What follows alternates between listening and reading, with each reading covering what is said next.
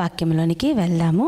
అయితే మరి కొన్ని మాటలు నేను మిమ్మల్ని అడుగుతాను. వాక్యంలోనికి వెళ్ళే ముందు నేను ఎప్పుడు అడుగుతా కదా, ఈరోజు ఉదయాన్నే ఎంతమంది ప్రార్థన చేసుకొని వచ్చారు, వాక్యం చదువుకొని వచ్చారు?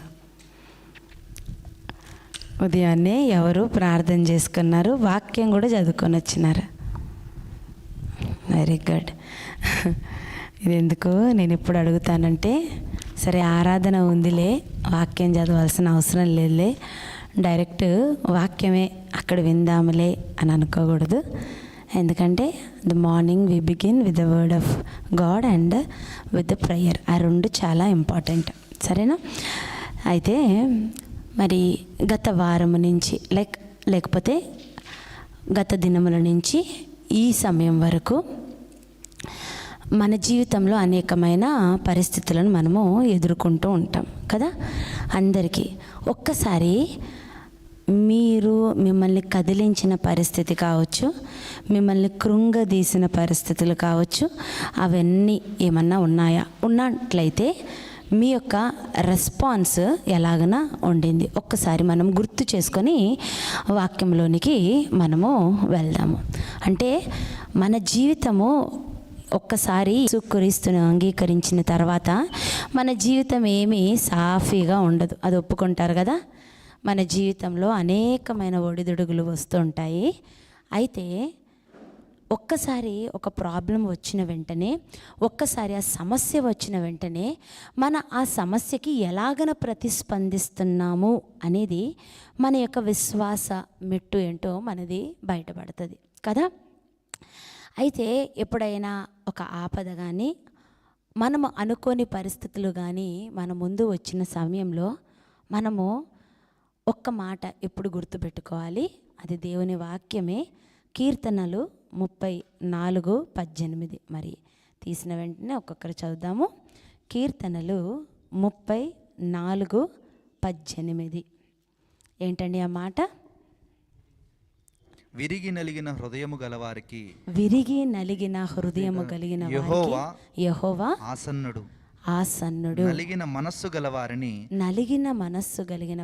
ఆయన రక్షించును.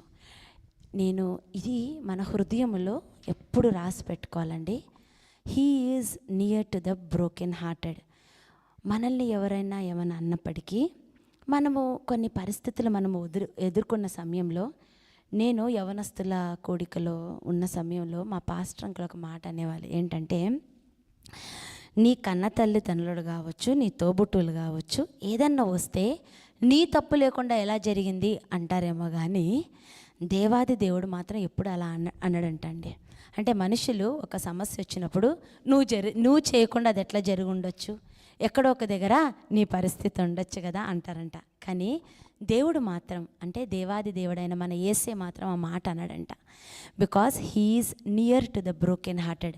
విరిగి నలిగిన బిడ్డలకు ఆయన ఆసన్నుడు, అంటే ఆయన దగ్గరగా ఉన్నవాడంట.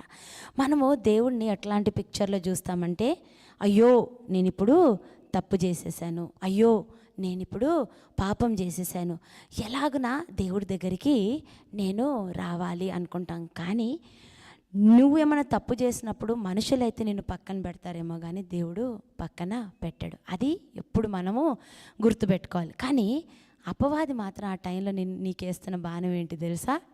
ఈ ముఖం పెట్టుకొని నువ్వు దేవుడి దగ్గరికి ఎట్లా వెళ్తావు, ఈ ముఖం పెట్టుకొని యేసే దగ్గరికి వెళ్ళే ఛాన్స్ లేదు అని చెప్పేసి దుష్టుడు మాత్రం ఎప్పుడు కూడా నిన్ను పోక్ చేస్తూ ఉంటుందన్నమాట. కానీ నువ్వు గుర్తుపెట్టుకోవాల్సిన మాట ఏంటంటే, God is near to the broken hearted. విరిగి నలిగిన హృదయాలకు ఆయన ఆసన్నుడు. విరిగిన మనస్సు కలిగిన వారి దగ్గర ఆయన ఎప్పుడు కూడా ఉంటాడు. ఈ మాటను ఎప్పుడు మనం గుర్తుపెట్టుకుంటే మనం ఏం చేస్తామంటే ఎప్పుడు కూడా కృంగిపోము కదా, ఎప్పుడు కూడా మనము తడపడలాడము. ఎప్పుడైతే మనకు బాధ వస్తే మనం బాగా ప్రేమించిన వాళ్ళ దగ్గరికి వెళ్ళి మన బాధ అంతా వెళ్ళగక్కుంటాం కదా. బాగా మనకిష్టమైన వారికి తెగించి మనం అన్నీ చెప్పేసుకుంటాం. మనం ఏం మర్చిపోతామంటే అందరికన్నా ఎక్కువగా మనల్ని ఇష్టపడేవాడు యేసయ్య. ఈ మాటలు మనం మర్చిపోయి వెంటనే ఒక బాధ శ్రమ వచ్చిన వెంటనే అయ్యో దేవుడి దగ్గర నేను ఎట్లా వెళ్ళిపోవాలి అని ఆలోచిస్తాం. కానీ అందరికన్నా ఎక్కువగా ప్రేమించేవాడు ఆయన దగ్గరికి వెళ్ళడం మాత్రం మనము తొందరగా మర్చిపోతాం. అన్నీ తెలుసు, అన్ని ఆజ్ఞలు మనకి తెలుసు. ఫస్ట్ ఆఫ్ ఆల్ నీకు బాధ రాకమునిపే, నీకు బాధ వచ్చిన తర్వాత remember that God is aware of that situation. దేవుడికి ఆల్రెడీ నువ్వు ఏమి అనుభవించబోతున్నావో అది ప్రభువుకి తెలుసు. ప్రభు కొన్ని నిన్ను నీకు అలౌ చేస్తున్నాడు. సో నీ విశ్వాస జీవితము ఏ మెట్టులో ఉంది అనేది ఈరోజు మనము కొన్ని ధ్యానిద్దామండి. ఎందుకు అనంటే దేవుడు ఏం చేస్తాడు అనంటే నిన్ను నలగొట్టకుండా, నిన్ను విరగొట్టకుండా నీ విశ్వాసం ఎట్టు ఎదగదు కదా. అందుకే అంటుంటాం కదా, ఒక రొట్టె తినాలన్నా ఆ రొట్టెని బాగా ఆ పిండిని పిసకాలి కదా. నీకు ఆ యొక్క గ్రేప్ వైన్ నువ్వు తాగాలన్నా ఏం చేస్తారంటే ఆ ద్రాక్షాలను బాగా నల్లగొట్టి ఆ జ్యూసులు తీస్తుంటారు. నువ్వు పరిశుద్ధపరచబడాలి అని అనుకుంటున్నావా? దేవుడు నిన్ను అనాయింట్ చేయాలనుకుంటున్న సమయంలో క్రషింగ్లో నుంచి దేవుడు తీసుకెళ్తాడు. అంటే నిన్ను నలగొట్టి విరగొట్టి నీలో ఉన్న స్వీయం అన్నిటినీ కంప్లీట్గా తీసివేసిన తర్వాత దేవుడు తన అభిషేకమును నీకు ఇస్తాడు. సో ఆ క్రషింగ్కి నువ్వు దేవుడిని అలౌ చేస్తున్నావా ఆ మెట్టులో కదా. చిన్న చిన్న విషయాల్లో నువ్వు ఎలా ప్రతిస్పందిస్తున్నావు, నీ జీవితం ఎలాగుంది, నీ కుటుంబ జీవితం ఎలాగుంది, నీ పిల్లలు ఎలా ఉన్నారు, ప్రతి విషయంలోనండి మనము దేవుడి యొక్క వాక్యం అనే అద్దంలో పరీక్షించుకుంటూ ఉండాలి కదా. పరీక్షించుకుంటూ ఒక్కొక్కసారి నువ్వు బాగానే ఉండొచ్చు, గృహంలో నీ యొక్క సహకారి, నీ భర్త కానీ నీ భార్య కానీ సరిగా ఉండకపోవచ్చు.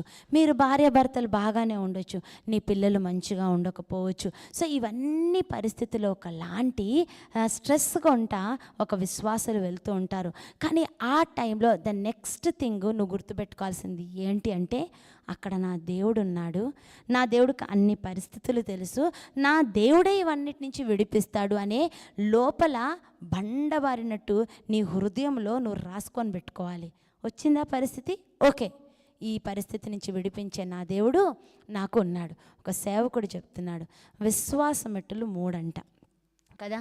ఒక విశ్వాసికి విశ్వాస మెట్టులు 3 ఉంటాయంట. ఏంటి అనంటే, ఫస్ట్ మెట్టు ఏంటంటే నేను దేవుడిని నమ్మిన ఓకే ఇట్లా ఒడిదుడుకుల విశ్వాసం ఉంటుందంట.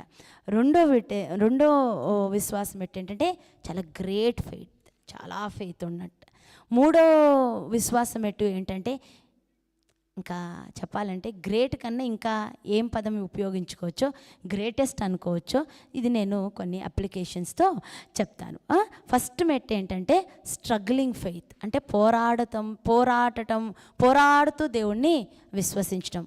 అంటే పోరాటాలు వస్తాయి, ఎలా అంటే తీద్దాము. మార్కు సువార్త 9వ అధ్యాయము, ఓకేనా. మార్కు సువార్త 9వ అధ్యాయము 20 నుంచి 23 వచనాలు ఒక్కసారి చదువుదాం. మార్కు సువార్త 9వ అధ్యాయము ఏముంటుందండి అక్కడ, ఎవరి గురించి చెప్పబడింది? 9:20 నుంచి 23 వచనాలు నేను వారాయన ఎద్దుకు వానిని తీసుకుని వచ్చిరి. దయ్యమును ఆయనను చూడగానే వాని విలవిలలాడించును గనుక వాడు నేలపడి నురుగ కార్చుకొనొచ్చు పొర్లాడుచుండెను. అప్పుడు ఆయన ఇది వీనికి సంభవించి ఎంతకాలమైనదని వాని తండ్రిని అడగగా, అతడు బాల్యము నుండియే అది వాని నాశనము చేయవలనని తరచుగా అగ్నిలోను నేళ్లలోను పడద్రోయును. ఏమైనను నీ వలన అయితే మా మీద కనికరపడి మాకు సహాయము చేయమనెను. ఓకే, ఆగిపోండి. ఇక్కడ ఫస్ట్ విశ్వాసం స్ట్రగ్లింగ్ ఫెయిత్. ఇక్కడ ఏమన్నాడండి? ఏమైనను నీ వలనైతే, ఏమన్నాడు? నీ వలనైతే అంటే దేవుడికి సాధ్యం కాదా? ఫస్ట్ ఈ విశ్వాసం ఎలా ఉంటుంది అనంటే, ఒక పరిస్థితి వచ్చినప్పుడు టైంలో మనం ఏం చూస్తామంటే మన ఫోకస్ అంతా పరిస్థితుల వైపు ఉంటుందంట. మన ఫోకస్ అంతా టెన్షను, ఆందోళన, ఫోకస్ దేవుడి మీద కన్నా ఎక్కువగా పరిస్థితుల మీద, సర్కమ్స్టాన్సెస్ మీద ఉంటుందంట. అప్పుడు ప్రభువుని మనము ఎక్కువగా ఏమంటున్నాడు ఈ తండ్రి, నీ వలనైతే అంటే నీ వలన, దేవుడి వల్ల కాదా, ఎన్నో చూసుంటాడు కదా అప్పటికి. నీ వలనైతే మనం కూడా ఏం చేస్తామనంటే పరిస్థితులు అయితే, దేవుడా ఈ పరిస్థితులనే ఒకవేళ నువ్వు ఇష్టపడితే, ఒకవేళ నీ వల్ల అయితే దీని నుంచి తప్పించువా ప్రభా. అదంట స్ట్రగ్లింగ్ ఫెయిత్. ఏంటంటే ఇటు అటు ఇటు అటు నీ పరిస్థితులన్నీ టైంలో ఏమంటుంది, నా పరిస్థితులు ఇలా అయిపోయాయి, నీ సొంత మీద నీకు సెల్ఫ్ పిటీ రావడం కదా. ఎలా చేస్తాము అని అంటే, అయ్యో ఇది ఈ సహాయము దేవుడు చేస్తాడో లేడో, ఇది దేవుడికి ఇష్టమో లేదో, అదంతా స్ట్రగ్లింగ్ ఫెయిత్ అంట. ఎందుకో తెలుసా, ఫస్ట్ ఆఫ్ ఆల్ దేవుడి యొక్క చిత్తము ఏంటో తెలియని స్థితిలో ఉంటారు. దేవుడు నా జీవితంలో ఎందుకు అలౌ చేస్తున్నాడో ఆ గ్రహింపు లేకుండా ఉంటారు. ఒక సమస్య వచ్చింది, వెంటనే ప్రతిస్పందన ఎట్లా ఉంటుంది అంటే, దేవా ఇట్లా వచ్చింది కదా, మళ్ళీ పరిస్థితులు ఇట్లా ఉన్నాయి ప్రభా, ఇది జరుగుతుంది ప్రభా, నీ వల్ల అయితే కొంచెం తప్పించవా. కానీ దేవుడు ఎంత మంచోడు తెలుసా, నీ వలనైతే అని తండ్రి అన్నాడు. దేవుడు తప్పించకుండా ఉన్నాడండి. ఏం చేశాడండి ప్రభు ఆ టైంలో, చదువుదామా. అందుకు యేసు నమ్ముట నీ వలనైతే నమ్మువానికి సమస్తము సాధ్యమే.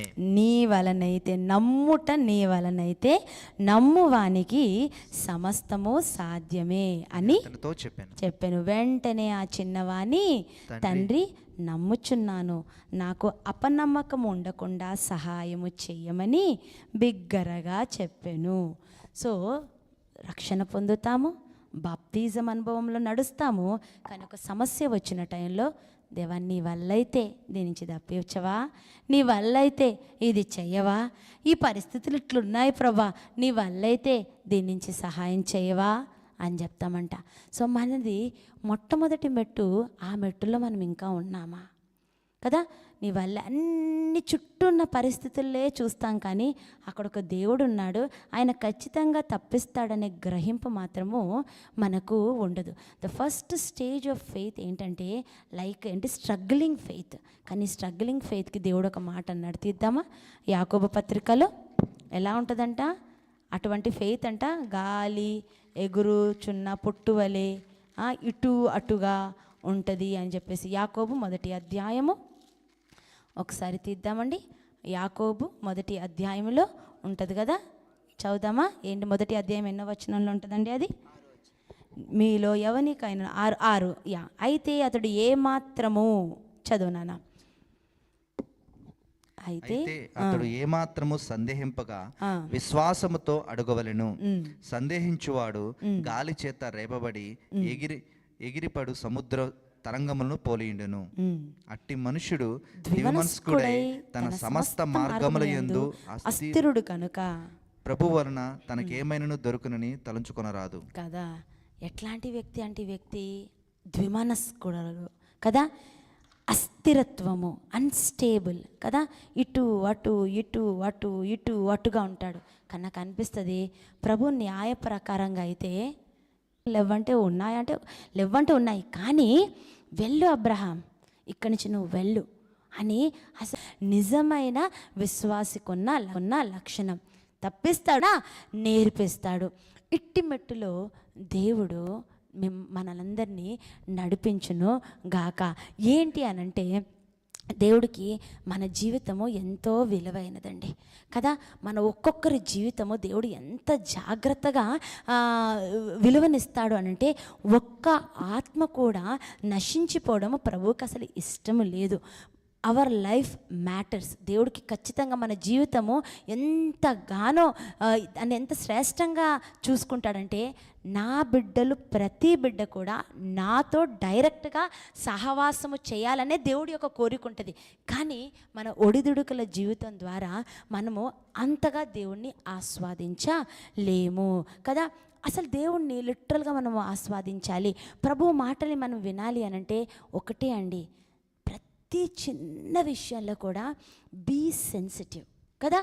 ఇవి పర్వాలేదులే అని పక్కన తీసేయడము, ఇదైతే చాలా ఎక్కువగా దాని మీద కాన్సన్ట్రేట్ చేయడము కాదు. ఈరోజు ఉదయమే ఒక అక్క నాకు ఒక మెసేజ్ పెట్టింది అనమాట.